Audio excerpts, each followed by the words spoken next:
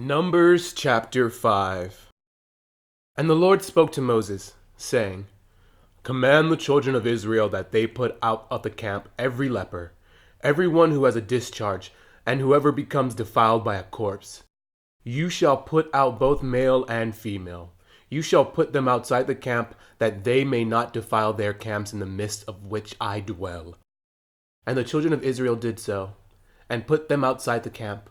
As the Lord spoke to Moses, so the children of Israel did. Then the Lord spoke to Moses, saying, Speak to the children of Israel. When a man or woman commits any sin that men commit in unfaithfulness against the Lord, and that person is guilty, then he shall confess the sin which he has committed. He shall make restitution for his trespass in full, plus 1/5 of it, and give it to the one he has wronged. But if the man has no relative to whom restitution may be made for the wrong, the restitution for the wrong must go to the Lord for the priest, in addition to the ram of the atonement with which atonement is made for him. Every offering of all the holy things of the children of Israel, which they bring to the priest, shall be his. And every man's holy thing shall be his. Whatever any man gives the priest shall be his.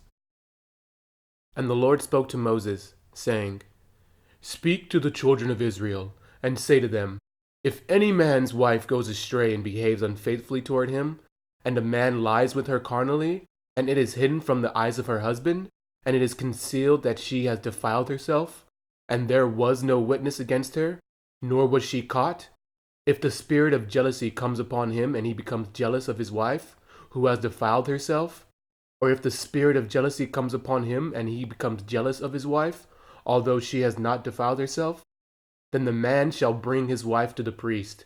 He shall bring the offering required for her, 1/10 of an ephah of barley wheat. He shall pour no oil on it, and put no frankincense on it, because it is a grain offering of jealousy, an offering for remembering, for bringing iniquity to remembrance. And the priest shall bring her near, and set her before the Lord. The priest shall take holy water in an earthen vessel, and take some of the dust that is on the floor of the tabernacle, and put it into the water.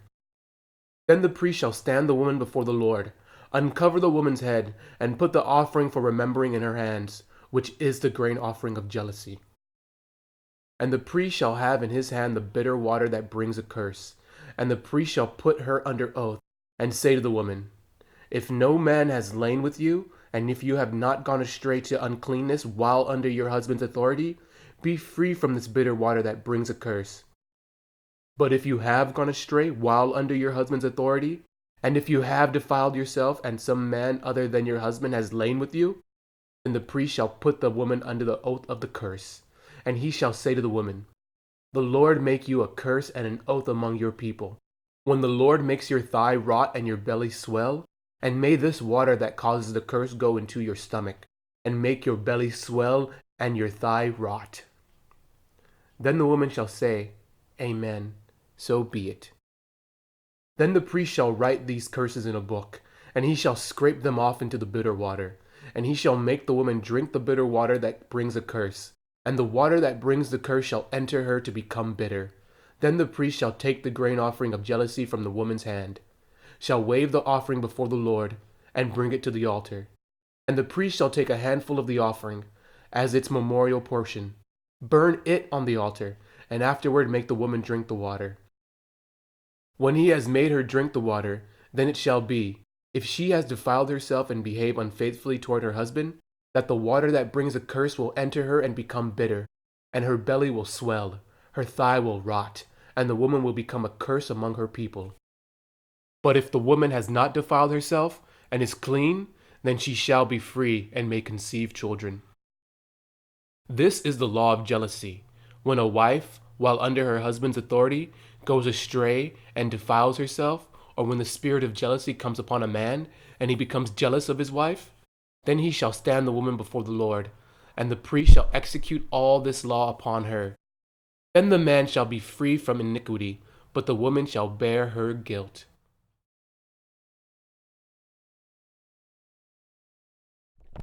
Numbers chapter 6. Then the Lord spoke to Moses, saying, Speak to the children of Israel, and say to them, when either a man or woman consecrates an offering to take the vow of a Nazirite, to separate himself to the Lord, he shall separate himself from wine and similar drink. He shall drink neither vinegar made from wine, nor vinegar made from similar drink.